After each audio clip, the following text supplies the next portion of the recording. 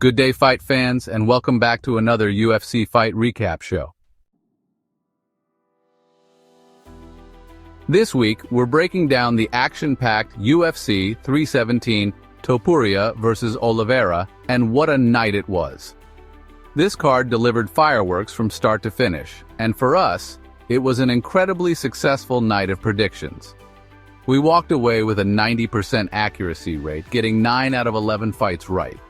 Let's get into the breakdown to see where we cashed in and where we missed the mark.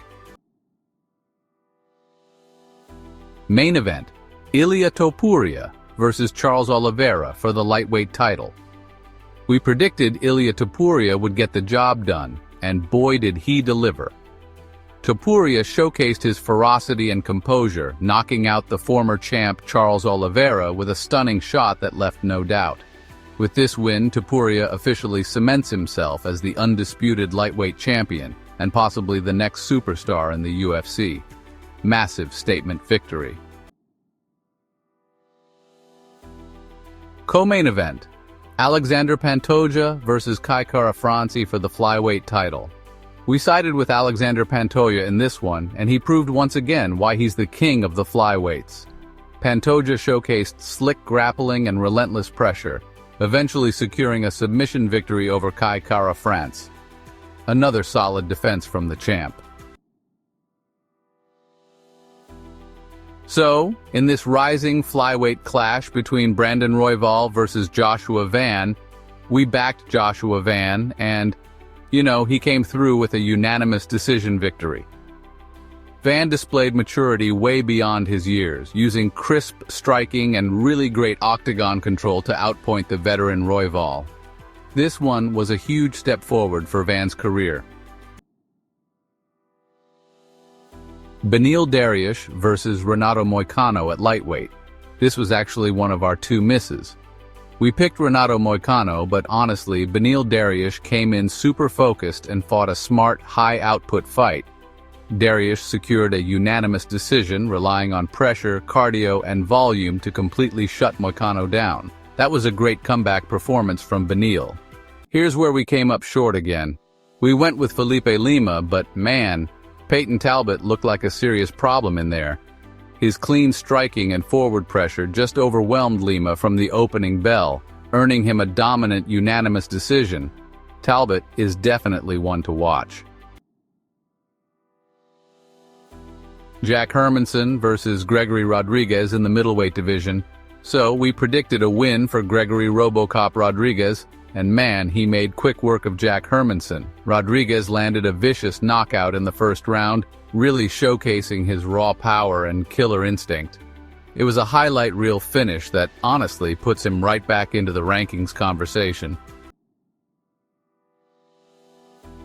Amil against Jose Miguel Delgado at featherweight. In this slugfest, we backed Jose Miguel Delgado and yeah, he didn't disappoint. Delgado pushed the pace early and just overwhelmed Amil, securing a technical knockout victory. Great performance and, a real momentum builder for the surging featherweight. Viviane Araujo versus Tracy Cortez in the women's flyweight division. We went with Tracy Cortez and, well, she delivered. Cortez imposed her wrestling-heavy game plan, keeping Araujo grounded and neutralized for most of the fight. Unanimous decision win for Cortez, who's definitely starting to make waves in the flyweight division. So, in the lightweight bout between Terrence McKinney and Vyacheslav Borshch, our pick was Terrence McKinney, and yeah, he came out blazing as usual. He managed to avoid Borshch's power and got the fight to the ground, where he locked in a submission victory. Classic McKinney, fast start and honestly just so dangerous on the mat. Nico Price versus Jacoby Smith at welterweight. We rode with Jacoby Smith, and man, he impressed with a submission win over the always dangerous Nico Price. Smith used smart grappling and opportunistic transitions to control the fight and finish it. Just a really strong showing in a deep division.